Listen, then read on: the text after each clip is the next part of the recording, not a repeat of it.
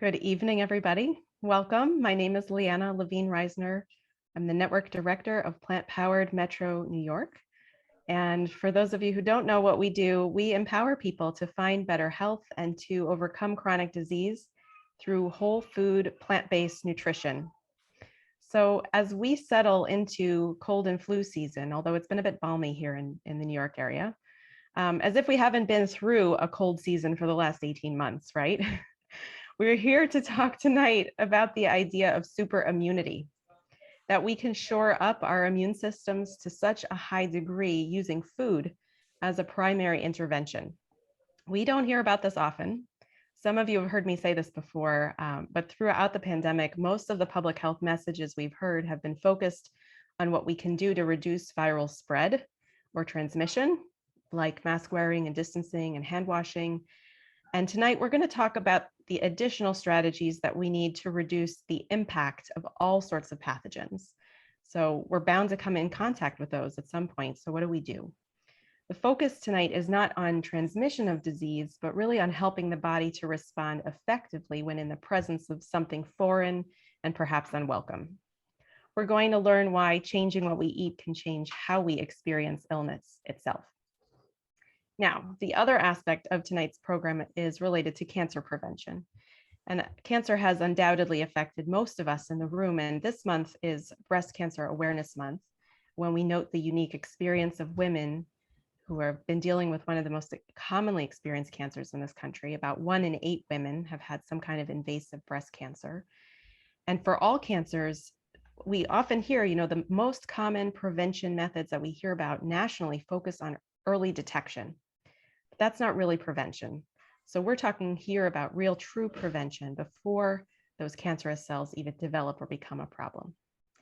We are really in for a treat tonight as we welcome Dr. Joel Fuhrman, someone who we in the nutrition education community have so much respect for and tremendous gratitude for laying the groundwork of what we know about nutrition science, as well as the finer details of how to eat to optimize our health on so many levels.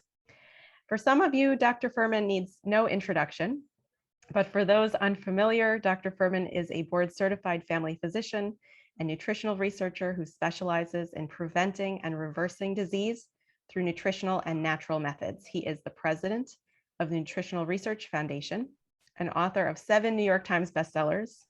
I wish I had read all 7, but I've got a few of them on my bookshelf, and they're all tremendous. Eat for Life, Eat to Live, The End of Diabetes, The End of Dieting, End of Heart Disease, Super Immunity, the Eat to Live Cookbook, really great books. He's on the faculty of Northern Arizona University, their health science division, and he's appeared on hundreds of radio and television shows. His own PBS television programs have directly addressed the crisis of obesity and chronic disease in America and have raised over $70 million to help support PBS stations nationwide. Today, he also operates, and he just showed us some photos, a view out the window of his house. He operates the Eat to Live retreat in San Diego, where people are coming from all over the world to recover their health. I'm going to put into the chat box a link to his website so you can learn more about him directly. And I also welcome all of you to introduce yourselves in the chat box. Let us know where you're tuning in from tonight. What brings you here? What are you hoping to learn?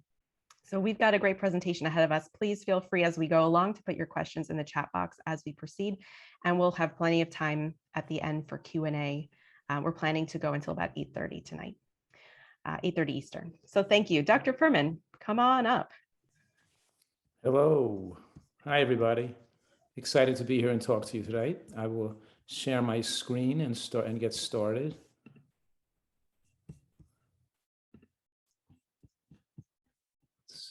Play from start. Okay, I'm hoping you all can see that. And as was said, I want to make it clear that the same powerful immune system that protects against breast cancer, prostate cancer, and colon cancer, and the same foods that give you that protective qualities also protect you from infection, including viral infections and bacterial infections. In other words, your risk of getting pneumonia is proportional to your immune system function.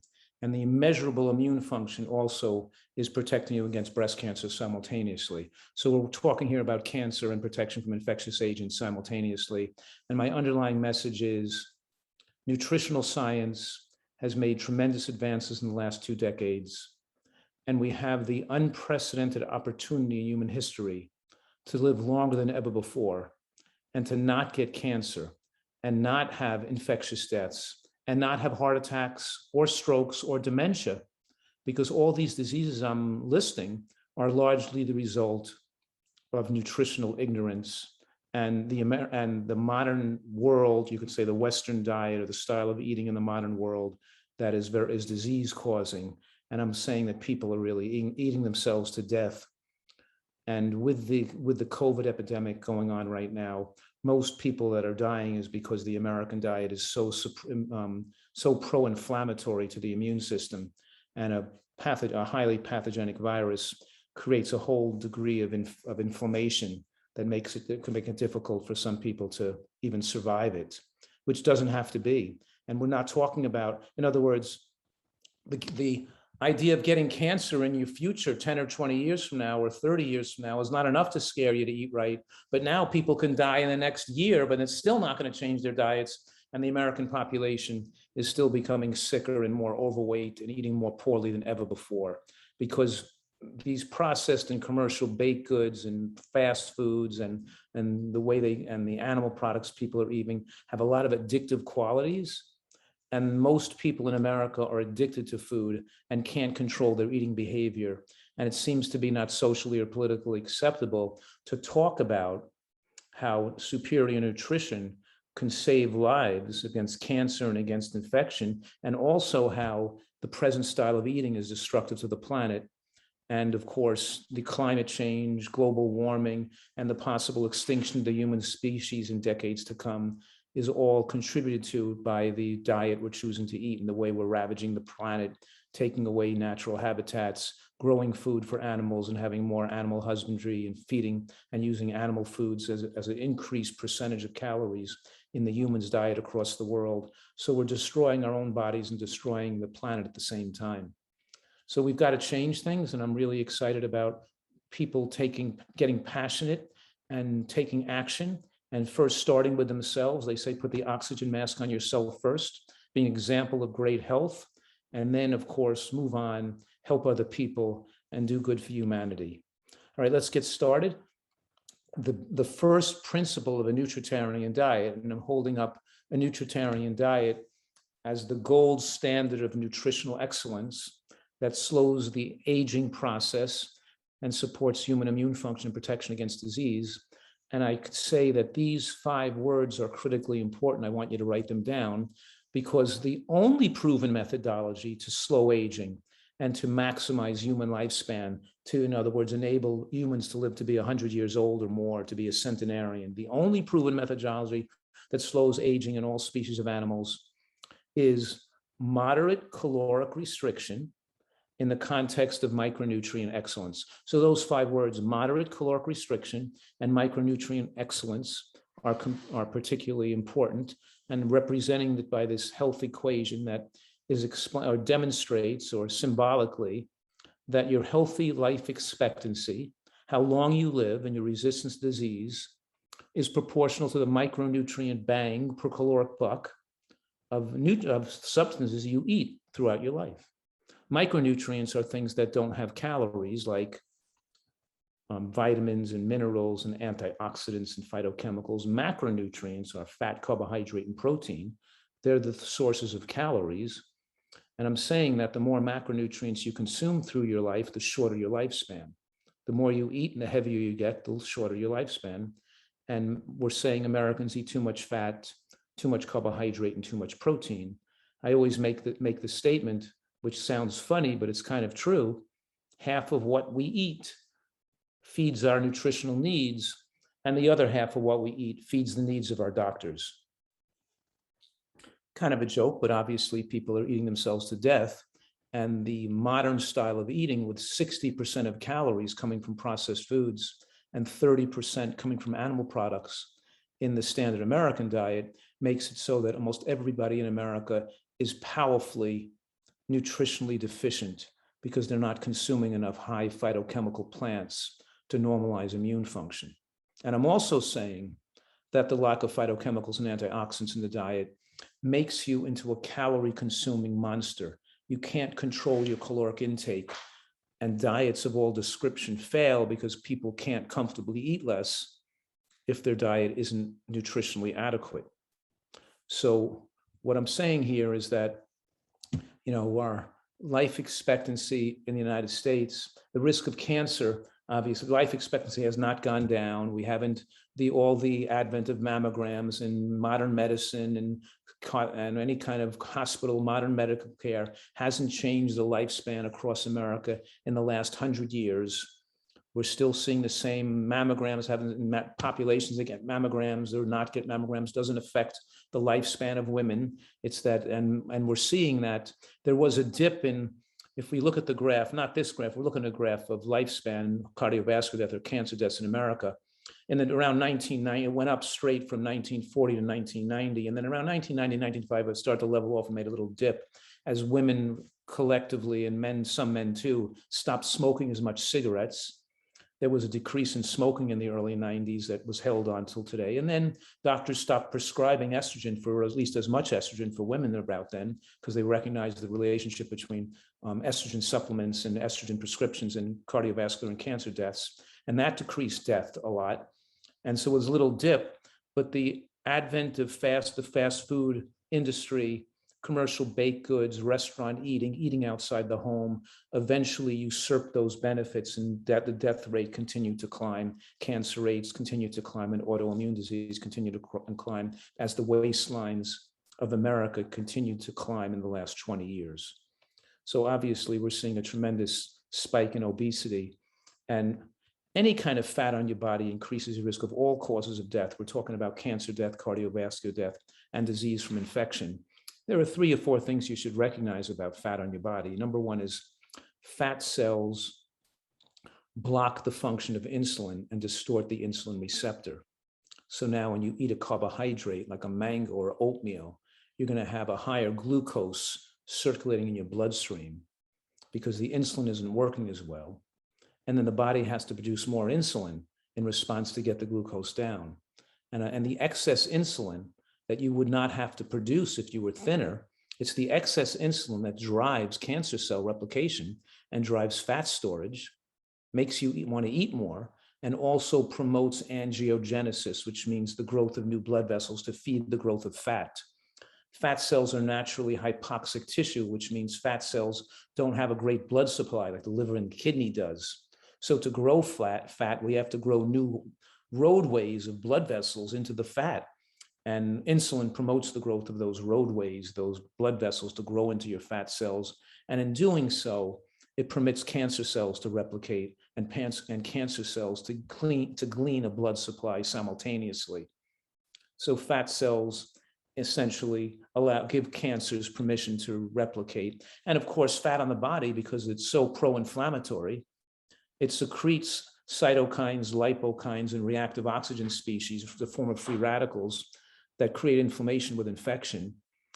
And in doing so, the toxins that are dumped from fat cells also activate aromatase production of estrogen. The aromatase enzymes produce more estrogen, and people who are overweight have higher circulating of estrogens, which of course then promote breast and prostate cancer. And of course, fat cells suck nutrients away from the rest of your body. Your brain level of nutrients, for example, can be cut in. If you gain 50 pounds, your brain level of nutrients could be half as much as if you were 50 pounds lighter. Let me say that one more time. We have a nutrient density in our diet, and we have a nutrient density in our body's tissues, amount of antioxidants, carotenoids, and other nutrients in our body's tissues, in the liver and the kidney and the skin, protecting us against skin cancer. And let's say I weigh 150 pounds.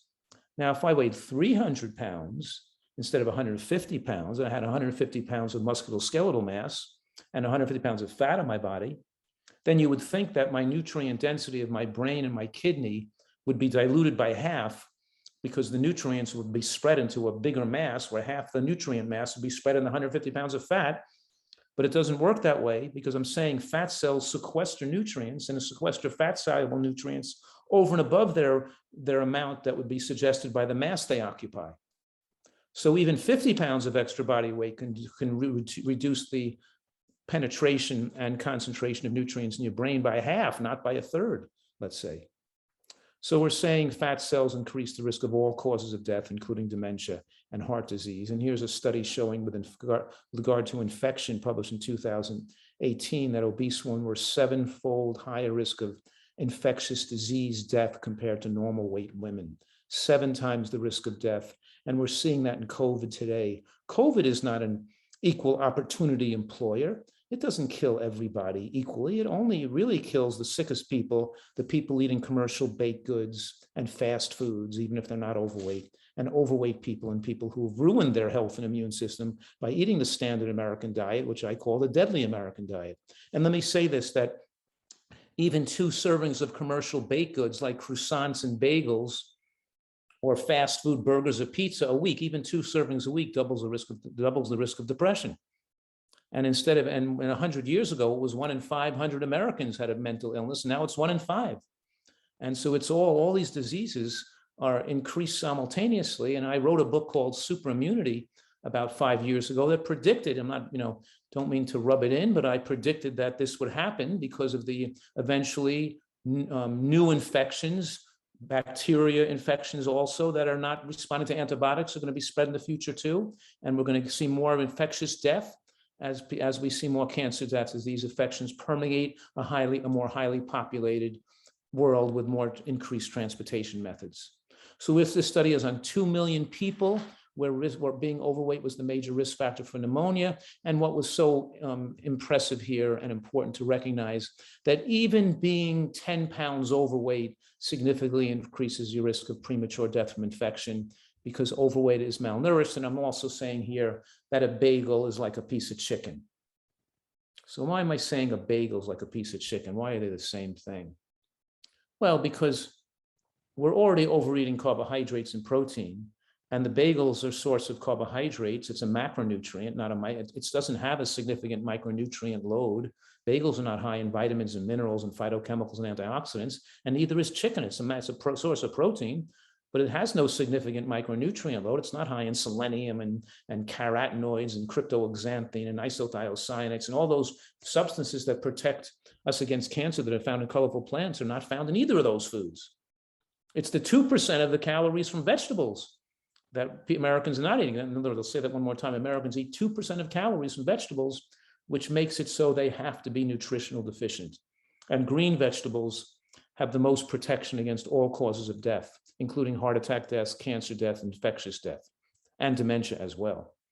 I'm saying that we're green vegetable dependent animals like the other primates. And if you don't want to eat green vegetables and you don't like green vegetables, then you better live close to a hospital. Not that that's going to help you, but at least it's another stupid joke, but it has some truth to it, because you can't expect to be normal if you don't eat a lot of green vegetables. Now, let me just review this idea of metabolism, because people are all confused by that. Remember I said moderate caloric restriction? Because when you eat a lot of greens and vegetables and beans and nuts, you eat a lot of whole natural plants, all the calories are not biologically accessible. You fill them up, you feel satiated on less calories, and they have a negative feedback loop to tell the central nervous system, the apostat and the hypothalamus, to start to eat less calories. You're comfortable with less calories. There's no overweight deer and coyotes and squirrels running around in the woods and the jungles. You have to be eating an abnormal, perverse diet for the body to even want extra calories. What I'm saying is that when I overeat calories, let's say I eat 200 calories extra over my basal metabolic rate, and it's about 100 calories, about 3,500 calories makes a pound of body fat. So I ate 100 calories extra after 350 days. After a year, I gain about 10 pounds extra, but that's not what happens, because the extra calories that you consumed doesn't all turn into fat, because the body tries to burn off the extra calories you're consuming. It tries to burn them off by raising its metabolic rate. It raises its body temperature in response to extra calories. It raises its respiratory quotient, the calories burned through breathing, and it raises the thyroid function. A whole series of biological events occur to reduce those calories. So after eating an extra 200 calories a day for a year, I only gained 5 pounds, not 10 pounds. But you just made a pact with the devil, because when the increasing metabolism sped up the rate at which you're aging, And that's the methodology which we accelerate aging and shorten your telomeres and your stem cells, which are supposed to be there. You want to maintain stem cells and telomere length and function so your cells replicate, replace each other, and work normally as we age. So I'm saying that as we increase metabolic rate, we increase our risk of death. Most people think it's favorable to increase the metabolic rate so they can eat more food and not get fat. Well, in fact, it's more favorable to slow the metabolic rate so we can age slower, run a little colder, and eat less food and not get too thin. That's the whole key. How much food you should eat. You should be eating as little as possible without getting too thin, not as much as possible without getting too fat. So in any case, when we little bit undershoot our calories we need for the day by maybe eating an early dinner and stopping eating by 6 o'clock and going to bed sometimes a touch hungry, having a glass of water, going to bed on an empty stomach, all those things keeps us fitter, slimmer, and aging slower. And I'm saying in the normal range of thyroid function, within that normal range, you have twice the heart attack deaths in the higher range of thyroid function and half the heart attack rate and the risk of cardiac arrhythmia is in the lower half of thyroid, meaning the topper half of normal isn't really normal. And when doctors are treating you for thyroid, for low thyroid, they're usually over-treating you and giving people too much thyroid because they're suppressing the thyroid too low. And they're going to think they're going to help you lose weight or push your triglycerides or cholesterol down. And they don't realize that has to be done with diet. You can't buy good health by medicating yourself into good health. You are responsible for your health and you have to eat yourself into good health. And of course, I'm saying right now that if I'm going to ask you the question, what's the most immune supporting cancer fighting food on the dietary landscape? The answer is green vegetables. And oils do the opposite. In other words, when we take the vegetable oil out of the vegetables, or we take the oil out of the nut or seed, we're taking a cancer protective food like vegetables or nuts and seeds and turning it to a unhealthy fat promoting food. And I'm saying right now, even olive oil is a breast cancer promoting food. And how can I say something like that with scientific integrity? I can say it because we know unquestionably there are literally thousands of studies, thousands that show that as body weight increases, so does cancer risk. And as oil intake increases, so does body weight. And all oil is 120 calories per tablespoon. And when you eat oil, it's an appetite stimulant. It's not only the extra 120 calories of oil you just consumed, which doesn't suppress the appestat, but it's that it makes you want to eat more calories from other foods too. So as you can see, soybean oil, heated oils, fried foods, fast foods are cooked in oil. And the more you cook an oil under heat, you form rancid compounds that are carcinogenic. So we're talking here that oils, especially heated oils, are particularly dangerous. And the idea let's take extra virgin olive oil. Well, it's still just as fattening. And is it really extra virgin? Is it heated or not? Well, about 80% of the extra virgin olive oil is not extra virgin olive oil. They're just lying because if you test for the carcinogenic compounds contained in oil, you find there's a lot of there's carcinogenic compounds in 80% of the extra virgin olive oil that shows you that they mixed it with heated oils, which were cheaper, instead of extracting it through cold press methods. So we're talking here about even the so-called extra virgin olive oils are not really mostly extra virgin, but regardless of that, even if it was, it still is very fattening. And maybe you can handle that if you're a professional basketball player, or you're working behind a plow 8 hours a day in front of an ox and an 800-pound, plow, and you're burning off calories. But most people sitting down and working on computers can't burn off those extra calories. They just have fat on their body from the oil in their diet. And we know that nuts and seeds are so powerfully protective against all causes of death that why would you get fat from oil and not the nuts and seeds? Why would you eat walnut oil and not the walnut, sesame oil and not the sesame seed? We know that, and there's no nutritional scientist in the world that can't produce a plethora of studies showing that nuts and seeds are preventative of all causes of death, and the oil is not. And any nutritional scientist is going to recognize getting your fat from a whole food like a nut is better than getting a processed food like oil. So foods with the strongest link to cancer and immune dysfunction are things that create weight gain, but also have toxins in them, like processed meats have sodium nitrate and heterocyclic amines and nitrosamino compounds. The more you cook and barbecue things, the more you form these dangerous compounds. And we're exposed, when we have all these fires here in California, we're throwing out polyaromatic hydrocarbons into the air. And people are breathing toxic compounds and burning fires from not just commercial buildings, but burning from the woods, even burning wood by having a fireplace in your house. is increasing the risk of cancer as well.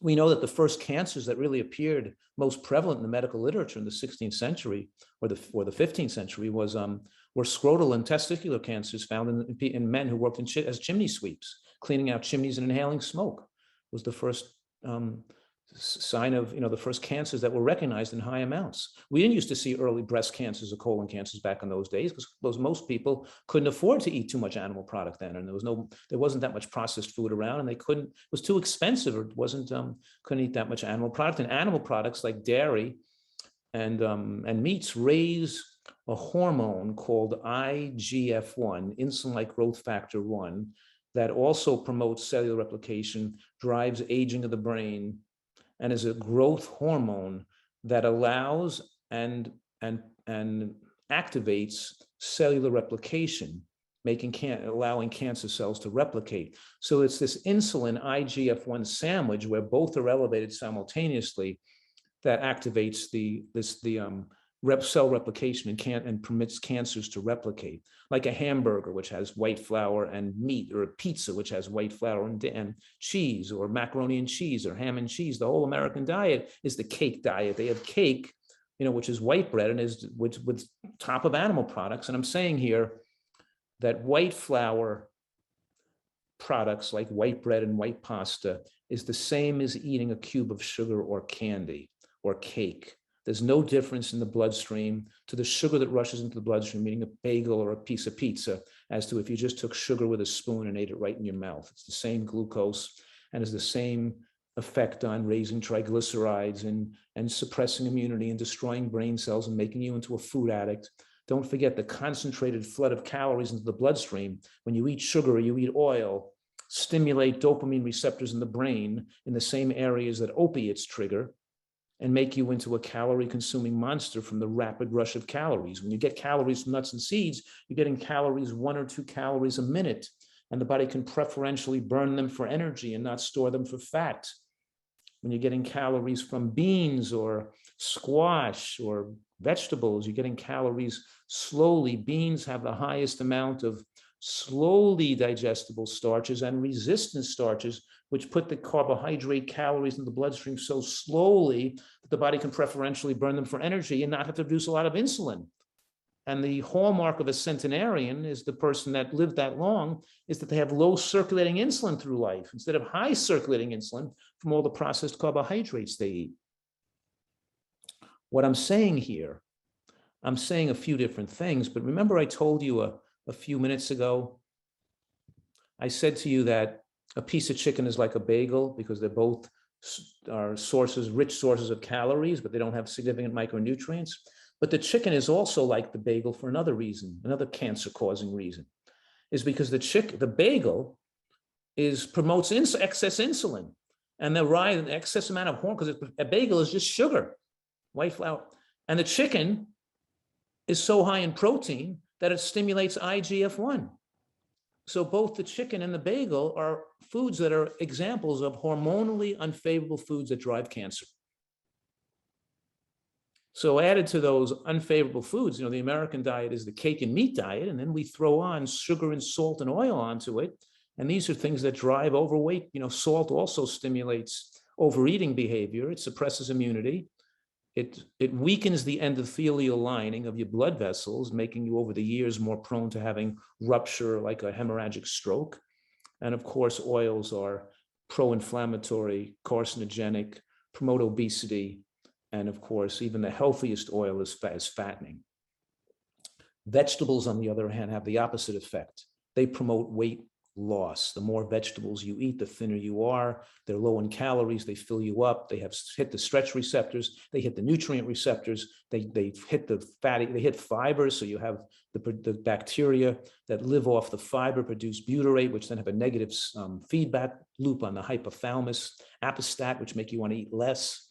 So these meta-analysis, the putting together of all these studies on vegetable consumption. So the more vegetable portions you eat each day, the more intravascular inflammation decreases, elasticity and function of blood vessels improve, reducing heart attack and stroke risk. And likewise, the same thing with cancer. The more vegetables you eat each day, here's 206 studies show that raw vegetables, eating a salad each day, and eating green vegetables are the most consistent and powerful association with the reduction of cancers of all type. So I'm saying here, animal products have the opposite effect.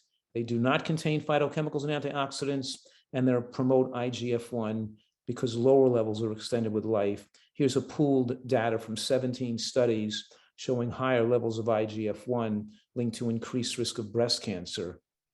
And of course, we know that dairy products, of course, produce IGF-1 even stronger than meat, is one of the reasons why the high dairy consuming countries have the most breast cancer. So there's no controversy at all, meaning that your blood level of IGF-1 is linked to cancer. And the average American is above 250 and the average vegan is below 150. So the goal is to get below 175, but of course, we don't want to have high IGF-1.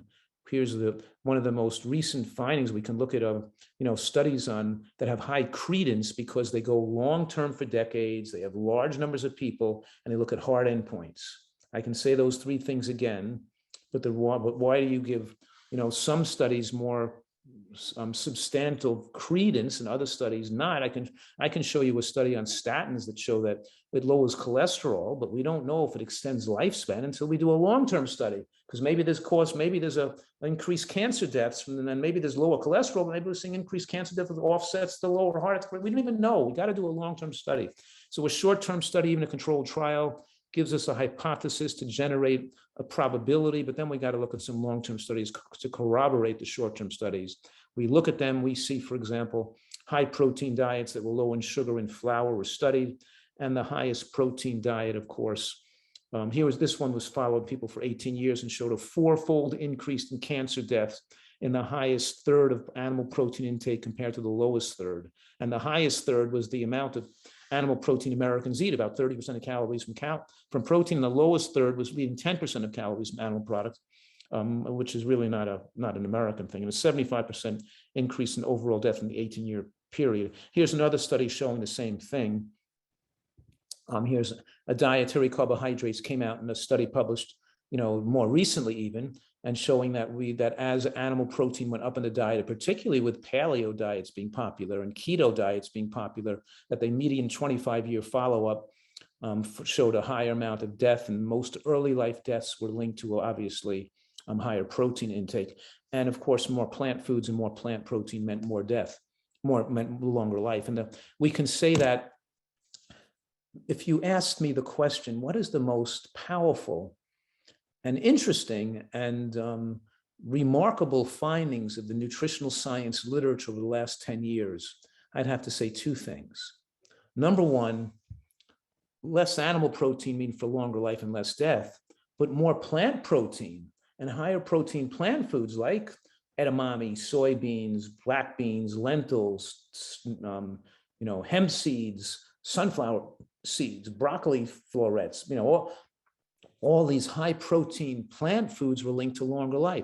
The remarkable finding was that lower protein plant diets, such as a macrobiotic diet based on rice or a potato-based diet or a fruit-based diet, fruitarian diet, did not show the lifespan advantages to plant-based diets that were richer in plant proteins, particularly, of course, that green vegetables are also so rich in protein. So, of course, we're talking here that animals' protein from plants versus protein from animal has opposite effects. And I use this acronym GBOMBS so you don't forget those foods that have the strongest connection in the scientific literature to immune supporting effects that prevent cancer and support immunity and reduce infection. And they, of course, are greens, beans, onions, mushrooms, berries, and seeds. And we're not going to have time to go into the detail of each one of these foods, but obviously, we'll talk about that in lectures and books and other events on how, for example, women who ate mushrooms daily had a 64% lower risk of getting breast cancer. Women with breast cancer followed for 10 years who ate seeds, who had some lignans from seeds, had a 74% lower risk of dying of breast cancer over that 10-year period compared to women with breast cancer who weren't eating lignans from seeds. So we're talking about these particularly valuable foods.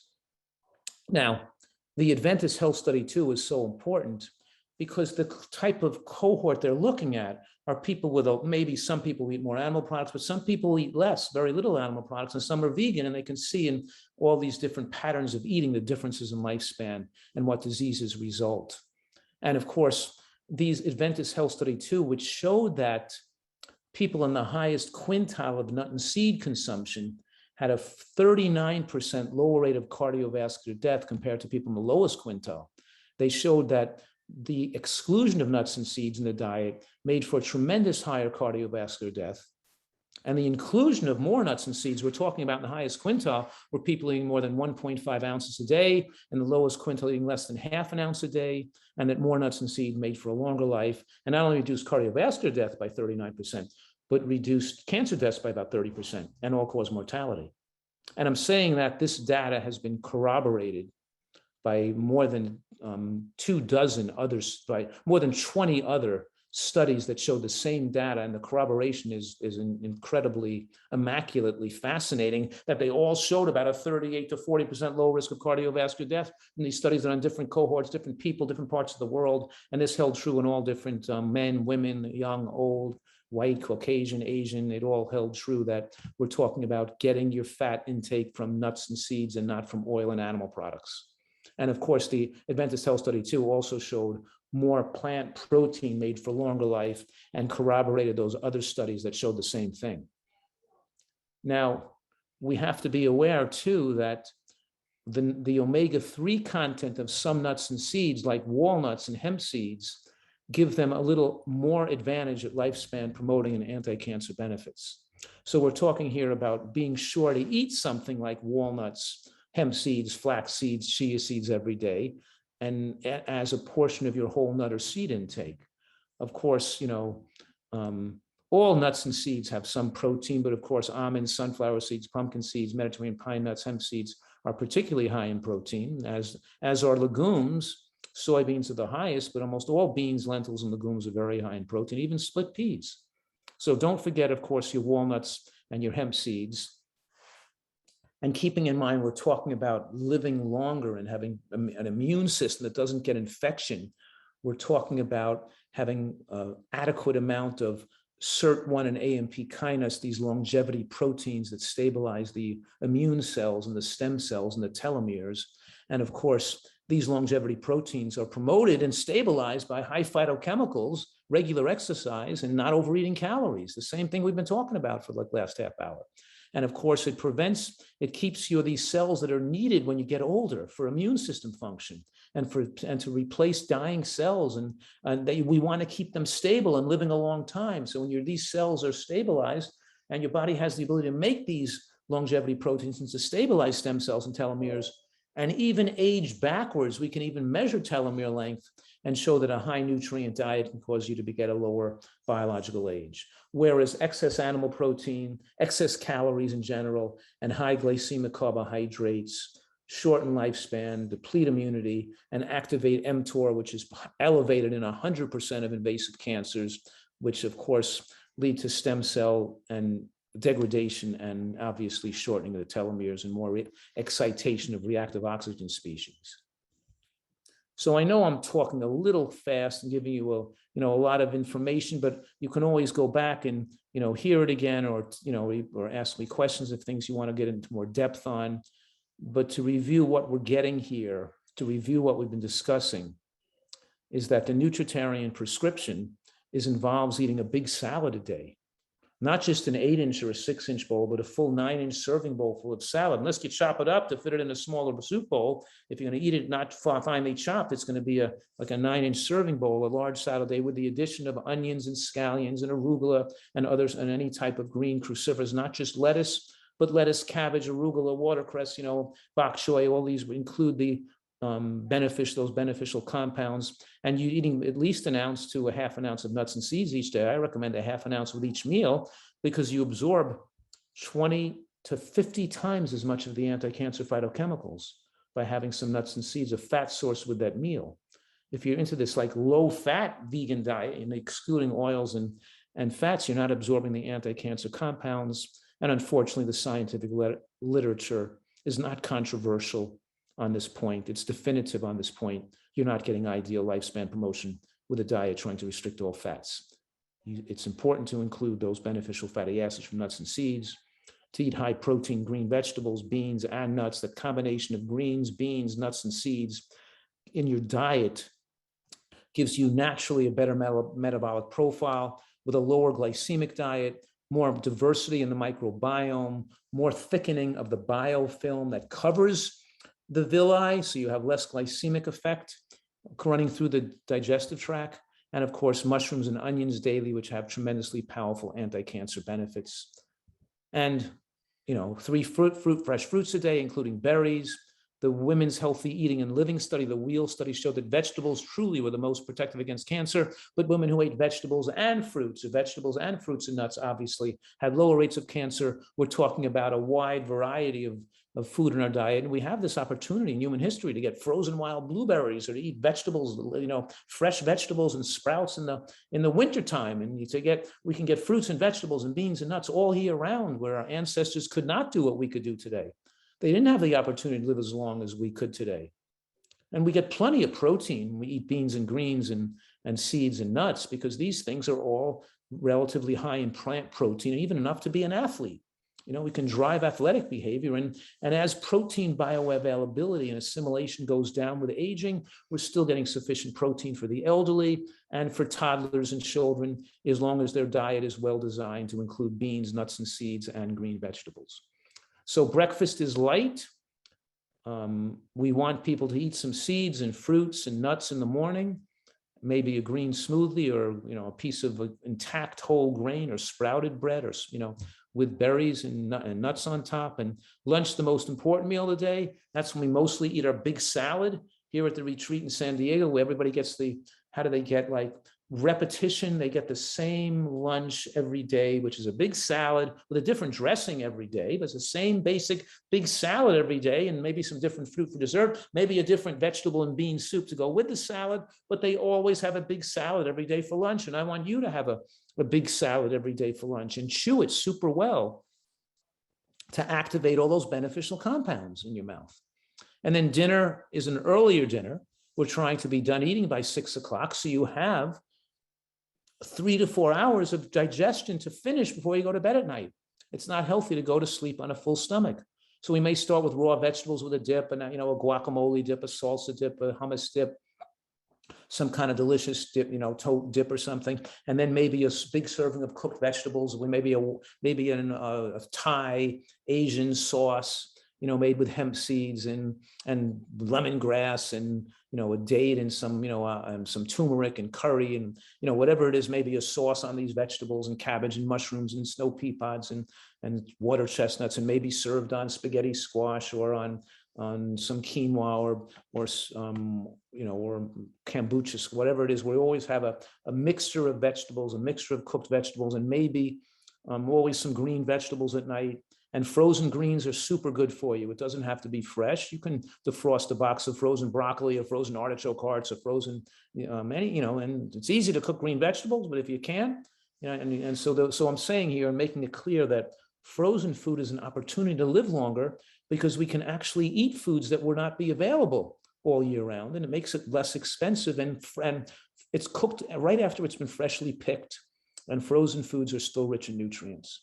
And then sometimes at the beginning of the meal, I'll start to take some frozen cherries out of the freezer, so the time I get to the end of the meal, they're kind of like partially defrosted, and it's like eating a cherry ice cream, because it's just fruit like jackfruit, cherries, berries, or peaches that are now partially defrosted to be a quick fix frozen fruit dessert. I can make a fancier dessert, and my daughter came out with a new cookbook called Desserts to Live For, which does these fancy desserts, but we don't really make a fancy dessert.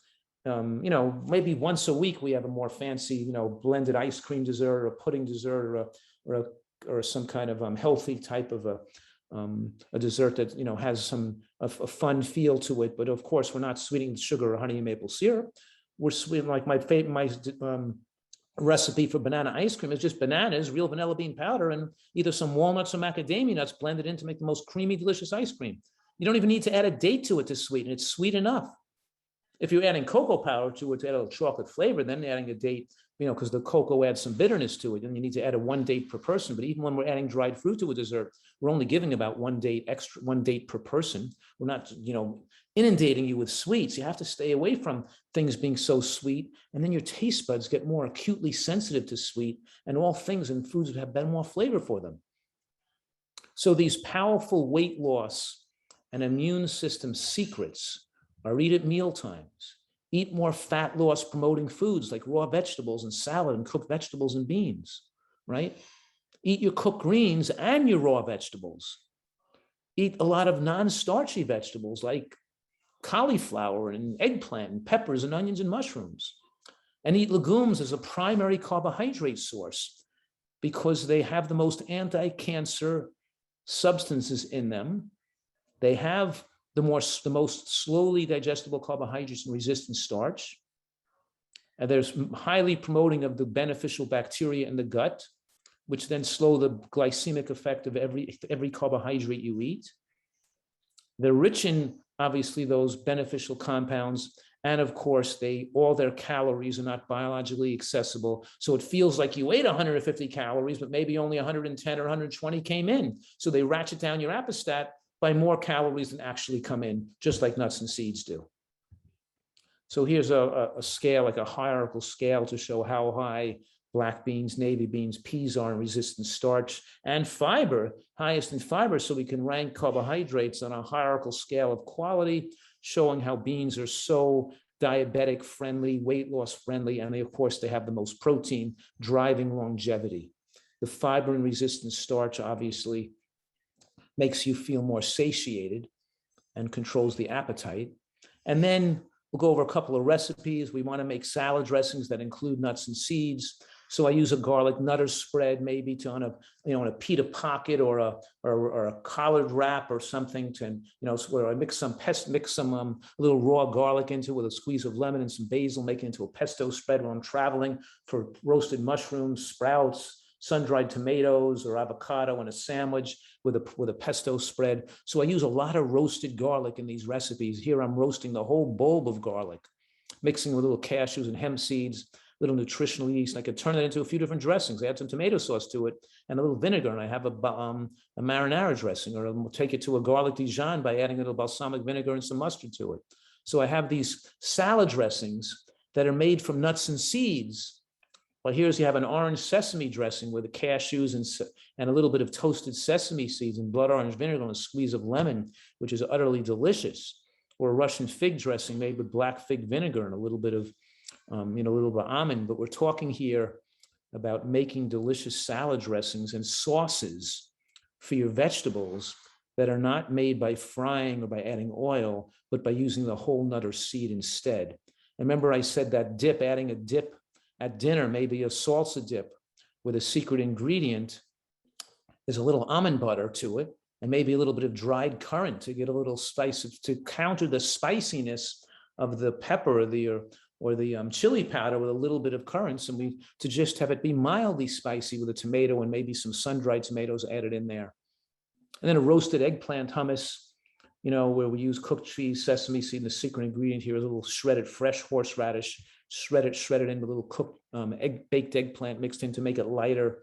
And it had delicious horseradish, garlic roast, and eggplant mixed in there. So we make delicious sauces. And I'm going over just mentioning this anti-cancer soup to let you know of some highlights of soup making, that I want you to take the green vegetable portion and the onion, because they're so high anti-cancer and immune supporting effects. But I want you to blend the onion in the blender with the leek or the scallion, so you activate that sulfenic acid that makes your eyes burn or cry, right? And you form the organosulfide compounds in the blender, and then you pour that puree into the soup. If you had cooked it whole and then pureed it, you wouldn't form as many anti-cancer compounds. And the same thing is true with the green cruciferous vegetables. If you're putting kale or bok choy or collards or mustard greens or broccoli rabe or broccolini or whatever it is green you're putting in the food, blend it down to a creaminess in your blender and then pour it into the soup base. So when you make the soup, the first thing you do is you put the beans in the pot and you put the water in and you get it cooking on a low flame. Then you juice a 5-pound bag of carrots. You add your vegetable broth or your or your carrot and celery juice to that. And then you clean the juicer and put that away. And then you pull out your blender and you blend first the onion, and then without cleaning it, then you can blend the greens, pour that in while everything's cooking. And then you can add, of course, your zucchini, your chopped mushrooms, all the other spices and things, the chopped up mushrooms, and blends. Then you can blend some of the the cashews to make the soup more creamy and smooth. And of course, blend the other split peas you had cooking in a separate pot with its own, but a smaller pot with water. You have the split peas cooking separately than your big pot. So because that's quicker to cook, and then you can blend them in the Vitamix or the food processor to make a creamy pea base, and then pour that into your soup. And the reason I'm telling you about this soup is because once you know how to make this soup, then you can make a million different soups. A sweetened cabbage, Hungarian lentil soup by sweetening it with prunes and putting in apple cider vinegar or apple vinegar, cinnamon vinegar into it. Or you can make different types of soups, but you're understanding the principle of cooking the beans a long time, pureeing the greens and the onion, and of course, using obviously, anything else you want to make the soup different. Like a chili, the secret here is to take the tofu and freeze it first. So when you pull it out of the freezer into frost, it'll crumble into like a meaty-like texture, and to be tougher to chew to add to the chili. And then you mix it, it'll absorb the flavor, of course, and then we can add a little of that garlic nut, or a lot of roasted garlic to those chili. And we roast the garlic, not by roasting the individual garlic cloves, but by roasting the whole bulb in the paper. So it keeps the nutrients in better. And once the whole bulb in the paper is maybe roasted at a low heat, like 320 for 30 minutes, then we take it out and we can cut the root end off with a serrated knife and squeeze the paper off and squeeze the garlic out, like popping the soft garlic out to toothpaste.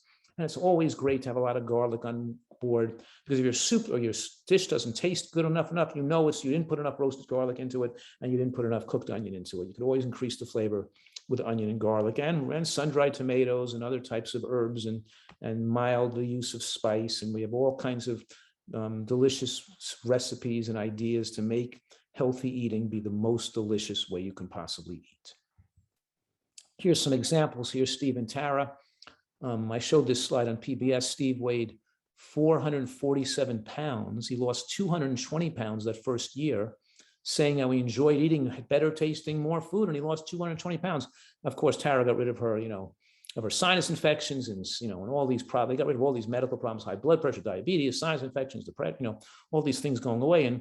And Tara lost 80 pounds that first year. And then there's a picture of them after, but it's amazing. Their daughter, Chloe, lost 32 pounds and got rid of her asthma. What I'm saying right now is the highest degree of nutritional excellence, the pinnacle of nutritional excellence, which I'm discussing tonight, is a Nutritarian diet. When you apply that to people who are sick, it's not just preventative, it's therapeutically effective to reverse disease, and people get well. And you know who's so thrilled about this? Take a look, the dog. He finally has some room to sit in the car now. But look, here's another example of Emily. 1 year later, I said the dog, and now my dog must have heard that, and there he is barking. He must have known he was being talked about. Anyway, I've just shown you Emily's picture after a year after she lost 100 pounds. So you can see, so we can do a close-up of her face. And so you can see what I see all the time, that people are actually growing younger from nutritional excellence. So look at how because we can measure the growing younger, we can measure the blood parameters, the thyroid function, the epigenetic changes, the telomere length, by the new tests available. We could show that people actually are getting younger. And here's Emily 1 year later. Obviously, she's getting well and feeling better and doing great in her, with her health. But look how much younger she's getting. We can control this aging phenomenon, and we don't have to be at risk like other Americans are at risk. A Nutritarian, it's a wide variety of high nutrient plants. We don't waste our time eating empty calorie junk food, using little or no oil and little or no animal products, because we want to focus our diet on these lifespan enhancing, immune supporting food that literally can save your life right now. And if you're not going to eat this way, you're probably addicted or have some, those people are brainwashed. They have some interference with thinking because they're not eating healthy enough, but there's just no reason a person shouldn't be eating healthfully at this stage in human history. And I'm saying here that, just to wrap this up, we're not replicating what's done in the blue zones. because the blue zones are not shouldn't be the standards of nutritional excellence. They might be living 7 to 10 years longer, and for women, not for men, but in some cases they are living 7 to 10 years longer. But the point is, we can live 20 years longer. We can live 30 years longer. We don't have to be at risk. And we're talking here, when you maximize human lifespan, then you slow the process of aging and you have better health as you live longer. The American diet, they're not just dying younger, they have a deteriorating quality of life before they die. So they're getting, their life has a very, how can you say, shortened period of living, of fully living their life. We don't just want to live longer, we want to fully live every year we're alive and fully enjoy our life. Wishing you all, of course, great health and much happiness, and hope this motivates you to wherever you are, take it up a notch, eat better, get fit, and stay protected against serious disease. Fantastic. Thank you, Dr. Fuhrman. You Okay. always pack so much in, and you do it in such a clear-sighted way. I think it's incredible. Well, I always learn something new from you, no matter whether it's a book or a presentation. We're going to have questions now, and I'm so glad to hear you're motivated in the chat box. Feel free to drop your questions into the chat box. We'll try to do a number of them. I want to kick it off by going a little deeper specifically on immune health when it comes to the average cold and flu season.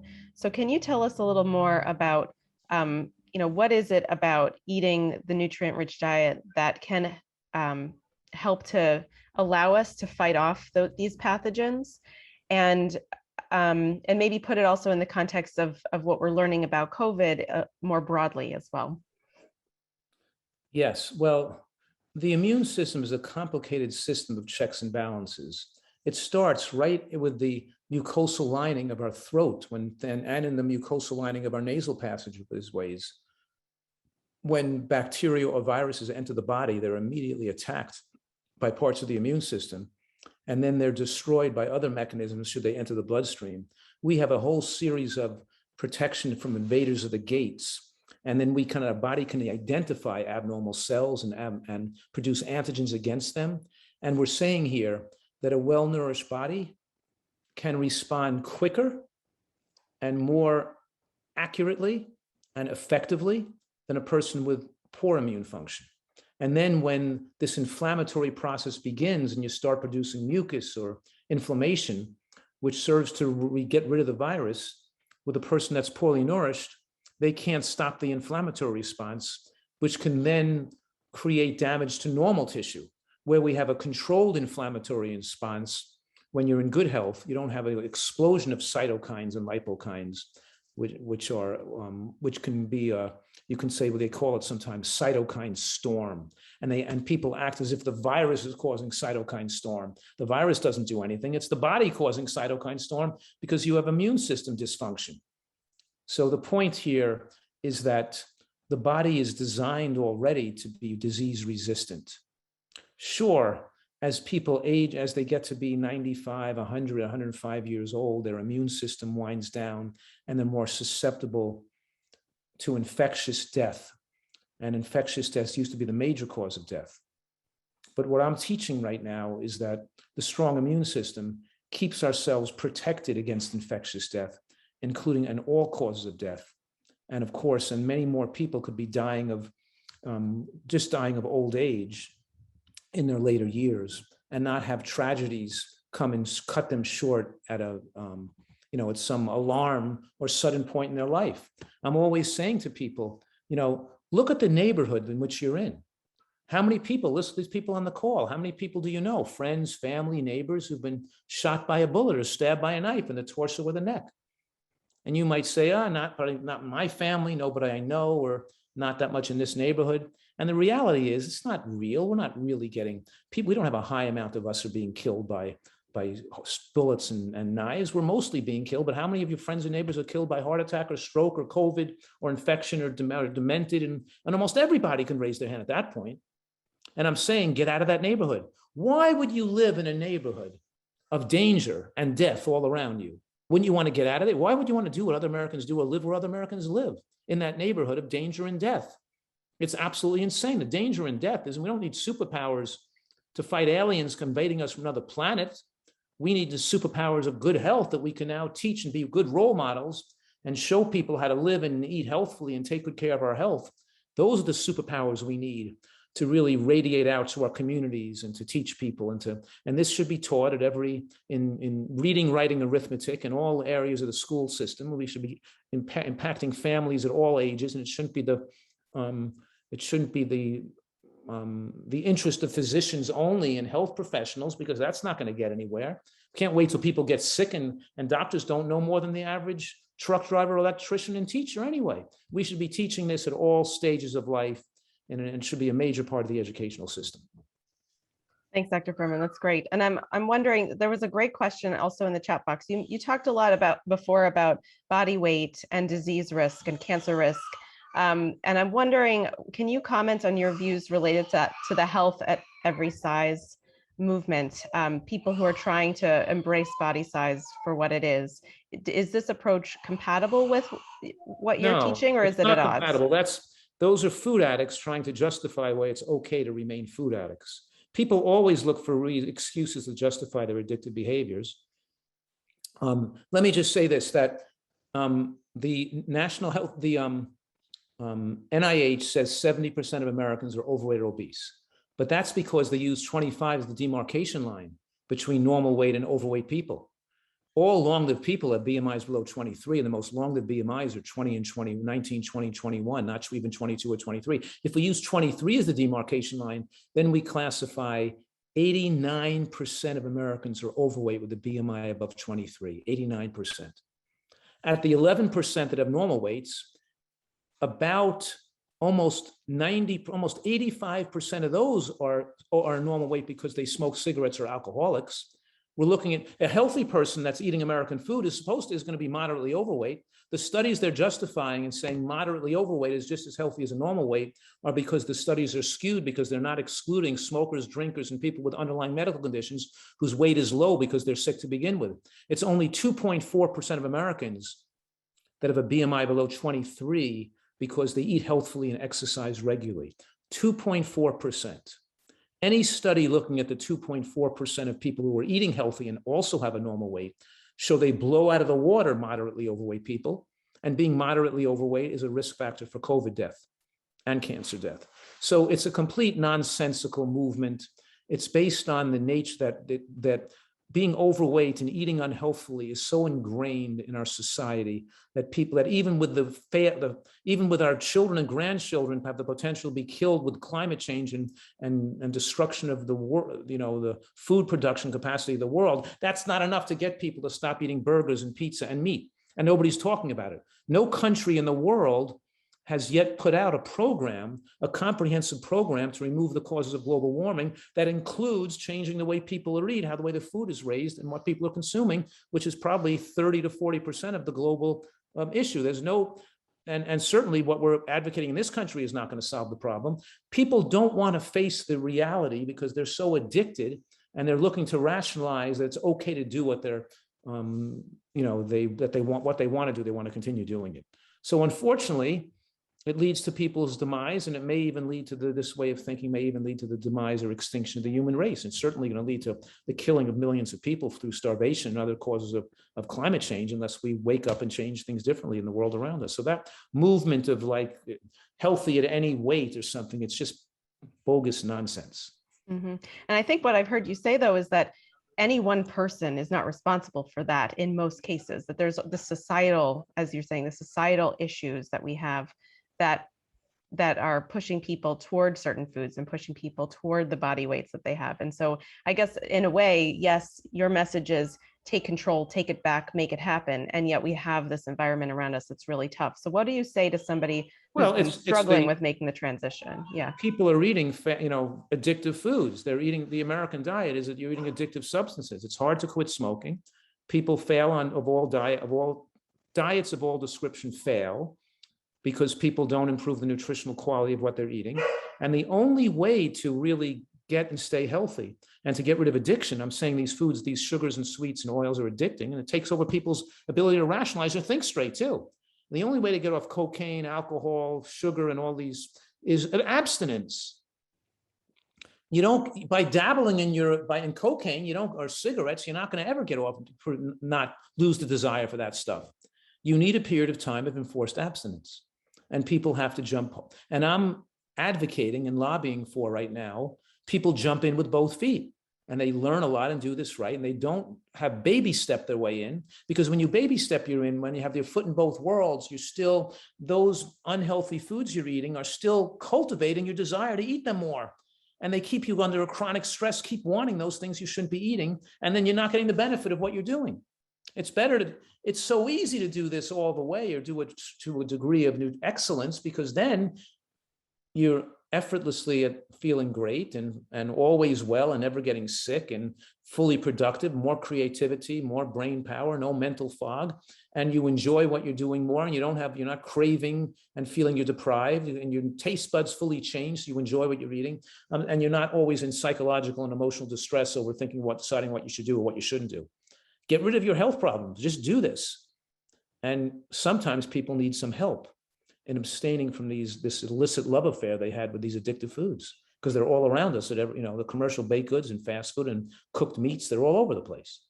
Absolutely. So I think that answers, Teresa, you mentioned, you've been trying it and it worked well for a while and then you fell off. And it sounds here, we've got very clear advice, and certainly what we try to teach at Plant Powered Metro New York is if you can separate yourself as much as possible from the foods that will draw you back more and more, then that's the way, that is one way to separate yourself for the long term. There are some other great questions that have come in. And one related to immune health. Let's go back to that for a moment. For those with persistent long COVID challenges, perhaps due to lower immunity, or those who have autoimmune conditions, do you believe that if they were flooded with nutrients and antioxidants from the plant foods, that their conditions can be healed completely, or is it only possible to get to a space of remission with occasional flaring? No, of course, I think the body can heal itself completely. There's always the possibility of scar tissue or damage that can't be healed, like with advanced dementia or brain injury, or there's always some degree of, or after a heart attack, you have some degree of heart damage. The body is not always able to heal everything. It depends on the degree of damage. But these things that you're talking about are generally either turned into a chronic inflammatory condition or autoimmune conditions, which we generally see heal and people get better from. And I'm saying right now that people get recovery from multiple sclerosis and rheumatoid arthritis and ulcerative colitis and psoriasis. And we see this happening, fibromyalgia all the time.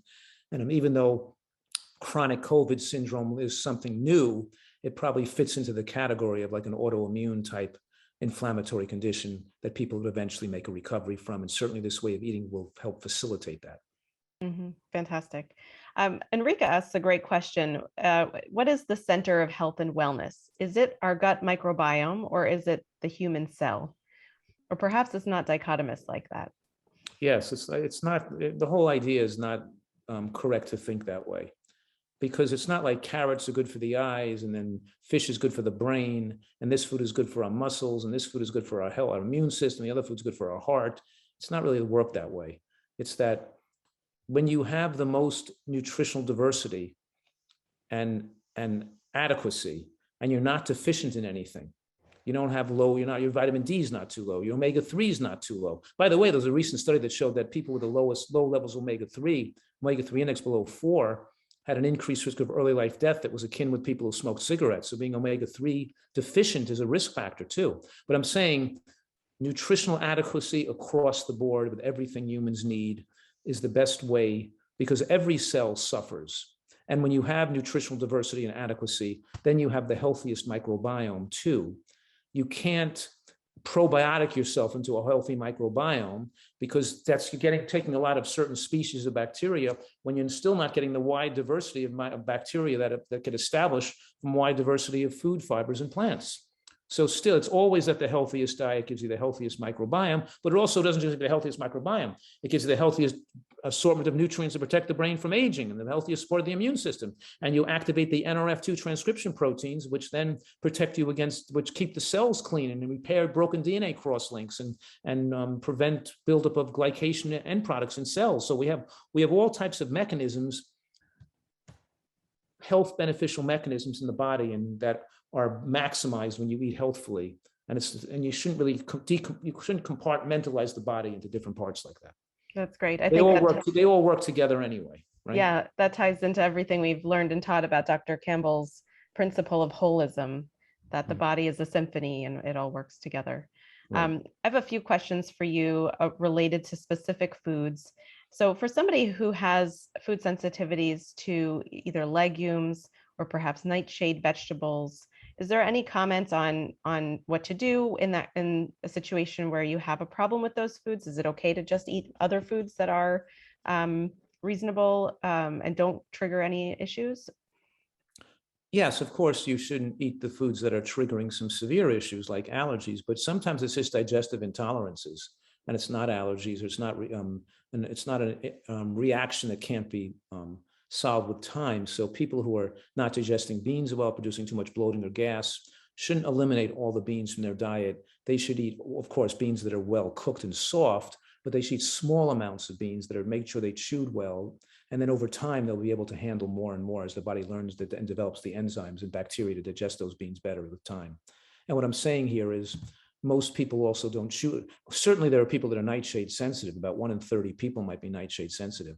And they should, and some people that are nightshade sensitive shouldn't eliminate all nightshades. They just have lower amounts. And some people who are really sensitive might have to eliminate all amounts, but that's like 1 in 50 people.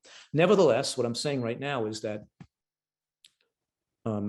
that if you don't chew your food well, you're not going to digest it as well.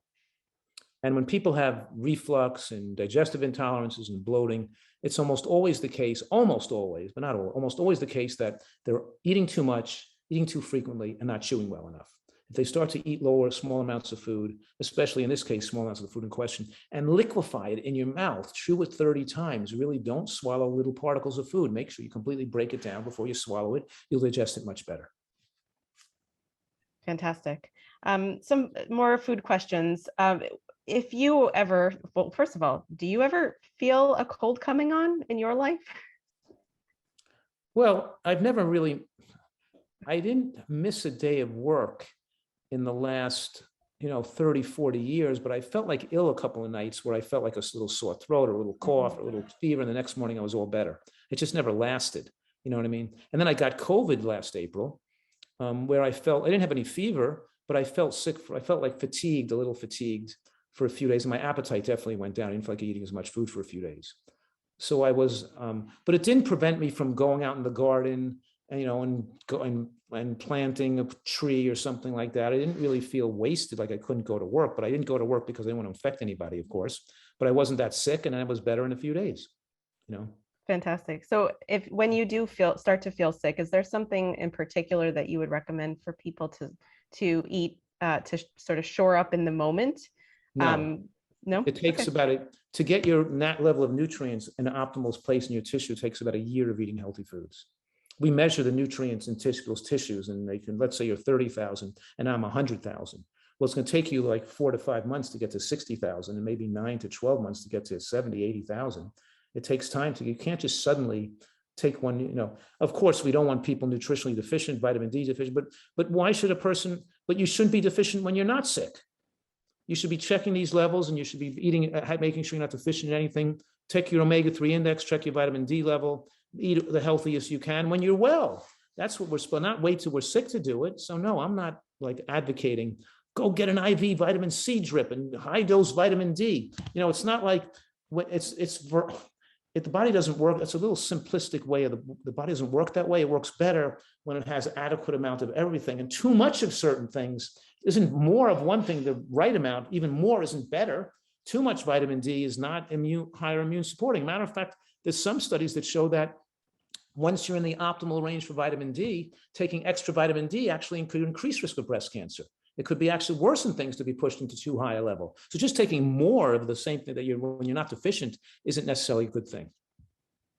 Right. Another food question. Somebody asked, is there a best way to cook mushrooms to keep the nutrients in it rather than, when you put it in a soup, it's all mixed in with the rest of the stew. How else would you recommend preparing mushrooms? That's right. They're asking for the best way is to water-based cooking where the water is consumed with the mushroom. So if you're cooking it in a soup or a stew or a wok, you have some liquid, you're cooking with liquid present. And then then utilizing the liquid in the sauce, because some of the beneficial compounds in mushrooms do pass out into the water when they're cooked in water.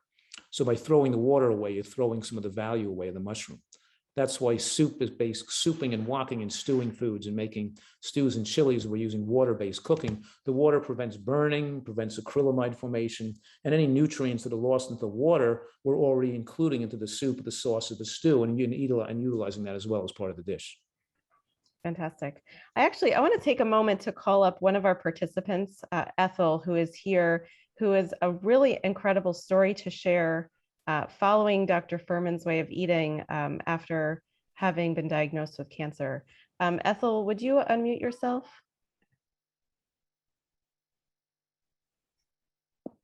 There we go. Hello. Hi, how are you? Oh, I'm just blessed. Thank you so much. Fantastic. I wanted to ask if you could share a little bit about your story and what you did to change how you ate and how it impacted you, just in a few minutes, if possible. Yes. 10 months ago, I was diagnosed with metastatic breast cancer, terminal, to the lymph nodes, to the bones, to the blood. I was terrified. I said, no. The doctor said, well, the good thing you know that you're going, so you have time to do some work to plan what you need to do with your family. And I'm like, no.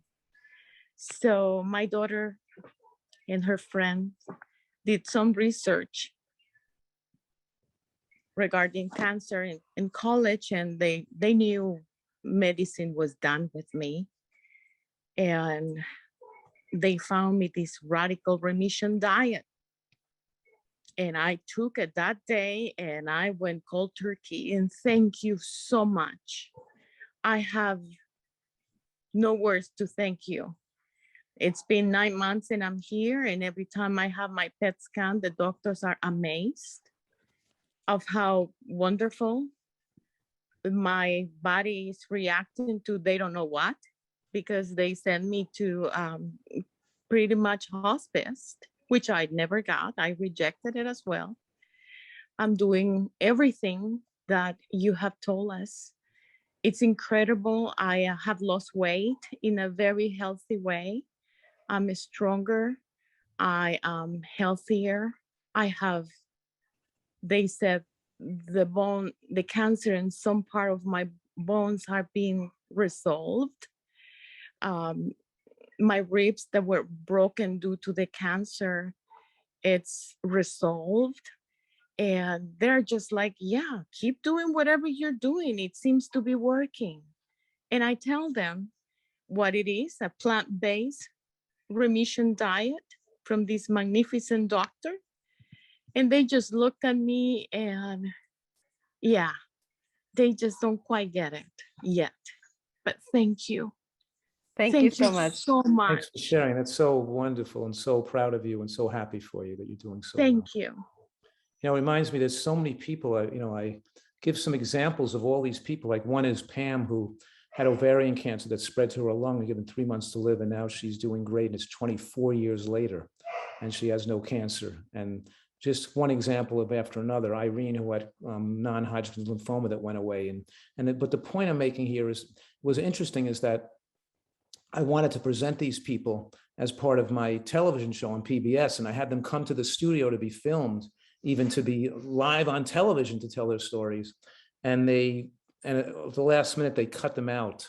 They wouldn't let them be on the show. But it's kind of interesting how it's, I can write it up. I've sent it to publish in some medical journals. But the point is that, it's that there's so much that people need to do and need to know about. And there's such power in nutritional excellence to help give people at least hope and the possibility of getting well from so many serious diseases. So much needless tragedy is occurring across the modern world because of the lack of this type of nutritional education. Amazing. And I'm curious, it sounds like there's pushback because people are concerned about what this will say to people. Will it provide too much hope? So one of my questions is Ethel's story and others like hers where remission is achieved it seems almost miraculously. Is that more of an exception than the rule for somebody who's following this way of eating closely? Does it, obviously it might depend on where they started. How can you comment on, you know, the impact on the average person of eating this way if they have advanced cancer? Well, cancer is a bizarre disease that behaves in an unpredictable manner, and you don't always know what's going to happen. But why not do this? Is an intervention that is so. I'm a family physician taking care of a wide, diverse people with diverse illnesses, not an oncologist taking care of all cancer patients. I take a lot of diabetes, heart disease, all types of autoimmune conditions. The limited number of advanced cancer patients I've taken care of had an incredibly positive outcomes, where the majority of people have done fantastically well. But I don't have enough numbers to know what percent of those people would have been helped or not. Do you know what I mean? I don't have the large numbers I produce some case histories that I submit to the literature, but I don't have like 100 to 200 people in a series that I could publish, because I don't have that many patients have done it. You know what I mean? But more and more, as my work has become more popular on public television, and people read my books and I had more exposure to the community, then more people have done it and sent their stories in. But I still obviously need to fund and do some research and to need to actually ascertain the exact effects and how effective it could be if we did some studies on that. But those studies obviously cost millions of dollars, and obviously the NIH and the people in power don't want to put their resources to studying nutrition as they do to drugs. So the answer is there's always hope. We don't give up on people, but we can't guarantee every person is going to make a complete recovery. But the majority of people I've cared for have done incredibly well and have dramatically extended their lifespan. And most of these people have had a lot of women with metastatic breast cancer who are alive, doing well 13, 15, 20 years later. People with ovarian cancer given death sentences are doing well. One woman with metastatic breast cancer to the bone that resolved and went away completely. Just unbelievable things that like totally shocked me. And I've had one man with testicular cancer completely went away. Lots of people with prostate cancer making full recoveries. So all I can say is that it seems pretty powerful stuff. It's really amazing. I'm also curious when it comes to research, because you're a researcher. What are you most excited about in your research today? Give us a little nugget.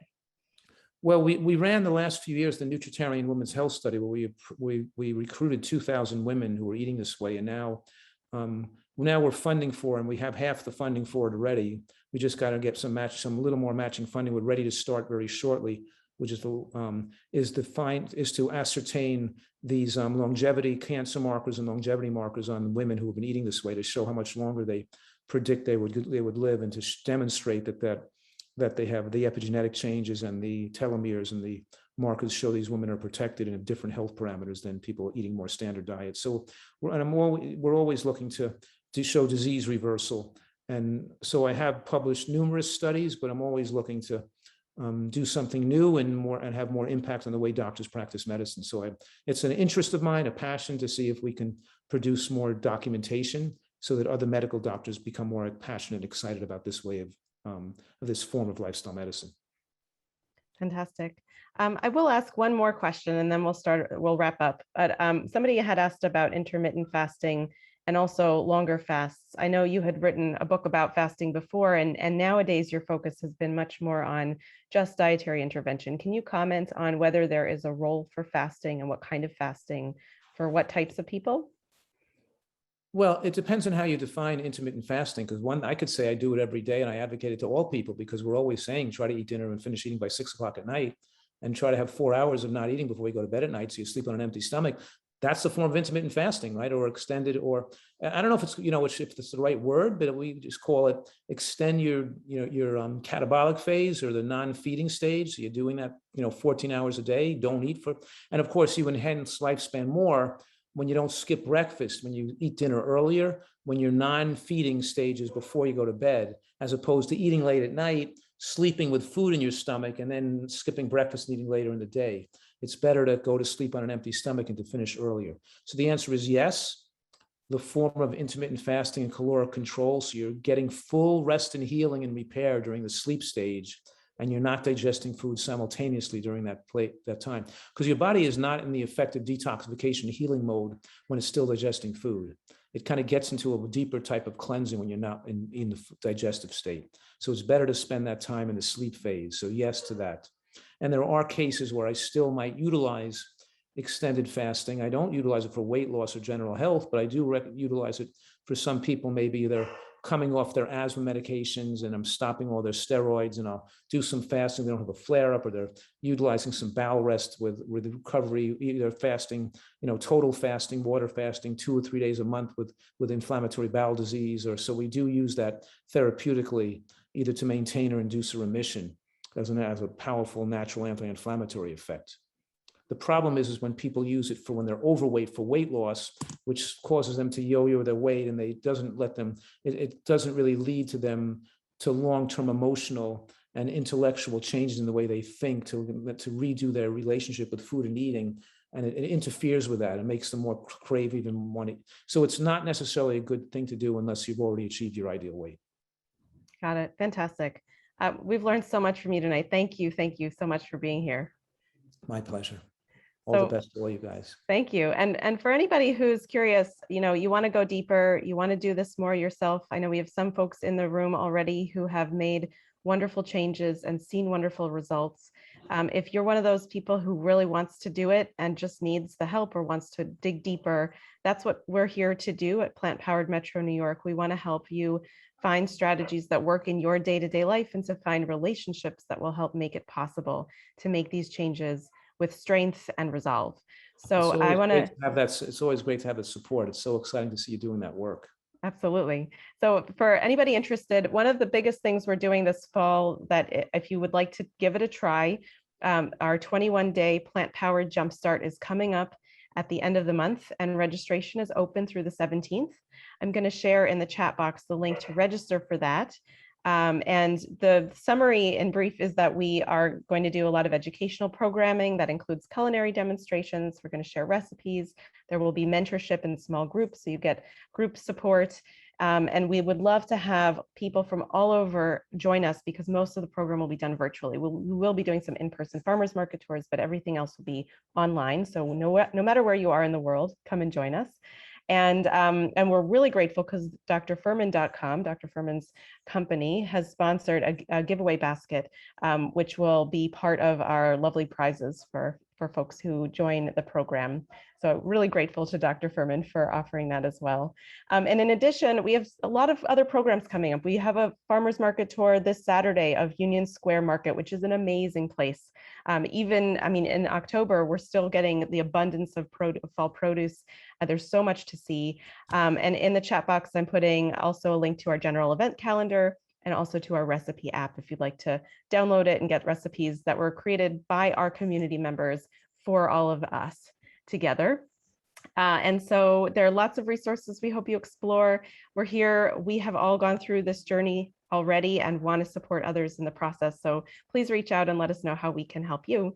And with that, I want to thank you all for coming and wish you a wonderful evening or a wonderful afternoon wherever you are. And thanks again to Dr. Fuhrman for joining us.